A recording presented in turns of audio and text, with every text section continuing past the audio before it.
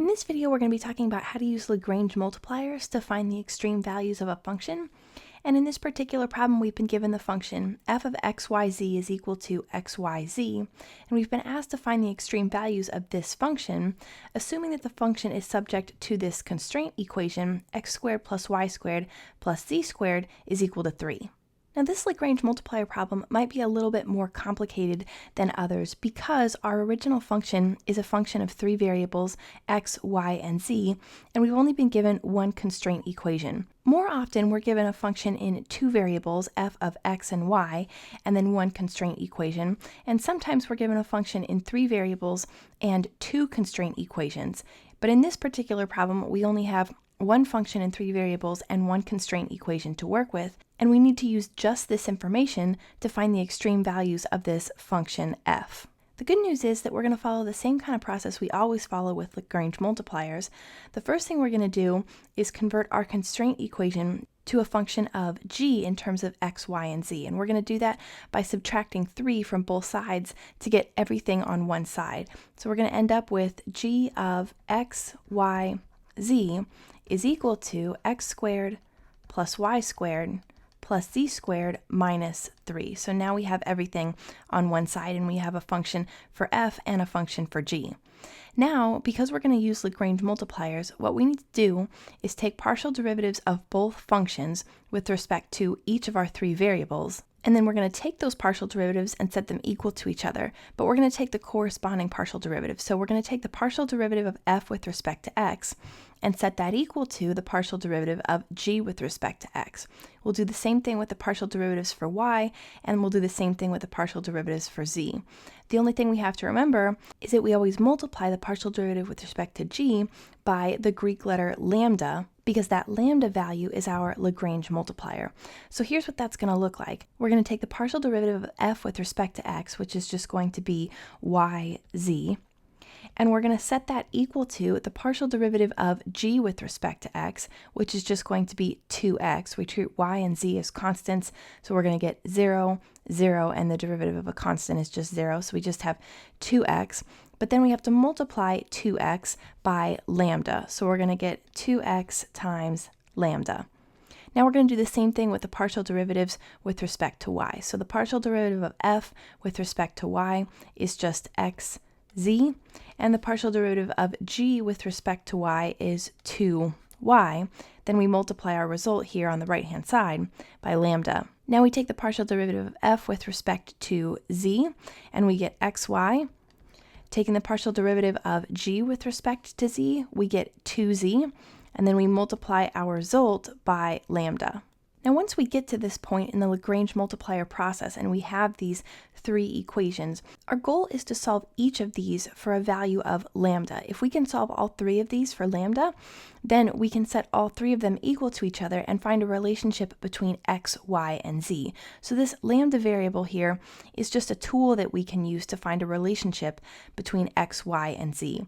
So there's a couple different ways that we can go about that, but probably the easiest way in this particular case is to multiply here this first equation by x, both sides by x, the second equation both sides by y, and the third equation multiply both sides by z, because when we do that, we're going to end up with xyz on the left-hand side of each one of these equations. So let's go ahead and see what that looks like. Multiplying the first equation on both sides by x, we're going to get xyz is equal to 2x squared lambda. The second equation will get xyz is equal to 2y squared lambda when we multiply both sides by y. When we multiply both sides of the third equation by z, we're going to get xyz is equal to 2z squared lambda. Now what you can see is that we have x, y, and z on the left-hand side of each of these 3 equations. What we can do is divide through each of these equations by lambda on both sides, and what we'll end up with is just xyz over lambda on the left-hand side of each equation, and the lambda will cancel from the right-hand side of each one of these equations. So now we say xyz over lambda is equal to each of these values. Since all of the left-hand sides are equal to one another, we know that the right-hand sides are also equal to one another, so we can drop the left-hand side and we can say 2x squared has to be equal to 2y squared, which has to be equal to 2z squared. And now you can see we've eliminated the lambda variable and we have this relationship between x, y, and z. So we can divide through this entire equation here by 2, and we can see that x squared is equal to y squared is equal to z squared. And now if we go through and we take the square root everywhere, we can see that x has to be equal to y, has to be equal to z. So now we have this relationship between x, y, and z. We've eliminated our lambda. And at this point, we want to take the relationship that we found between x, y, and z and plug it back into our original constraint equation. So taking partial derivatives of f and g and setting them equal to each other while including this lambda constant here generates these three equations that allow us to find a relationship between x, y, and z. But we're really dealing with 4 equations at this point, these 3 partial derivative equations plus our original constraint equation. So we always think about those 4. We use these first 3 to solve for a relationship between x, y, and z, but then we always bring that relationship back to our original constraint equation. Because at this point here, we just have x equals y equals z, so x, y, and z could be any value. We need to find out which particular values of x, y, and z represent extreme values of the function. So what we do is plug this relationship back into our constraint equation. Because x is equal to y is equal to z, we can go ahead and plug x in for y and z to this constraint equation, and we'll get x squared here. Plugging in x for y, we'll get plus x squared.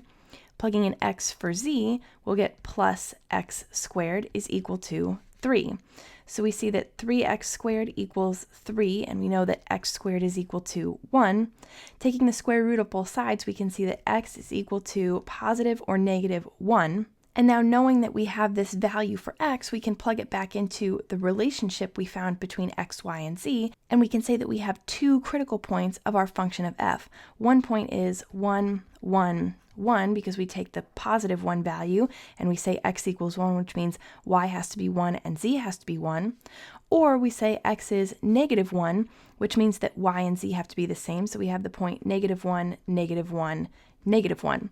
So these here are 2 critical points, and all we need to do is plug these 2 values back into our original function, f of xy, to see what values we get back. So if we go ahead and do that, if we say f of the point 1, 1, 1, we plug it in here, we're going to get 1 times 1 times 1, which is equal to 1. If we plug in negative 1, negative 1, negative 1, we'll get negative 1 times negative 1 times negative 1 is just a negative 1. So we know that these critical points represent extreme values of our function f of x, y, z. Now that we see the value of the function at these critical points, we know that this point, 1, 1, 1, represents a local maxima, because this value here is greater than this value here. So because 1 is greater than negative 1 and both of these critical points represent extrema, we know that this has to be the local max, and we know that this has to be the local minimum of the function f of x, y, z.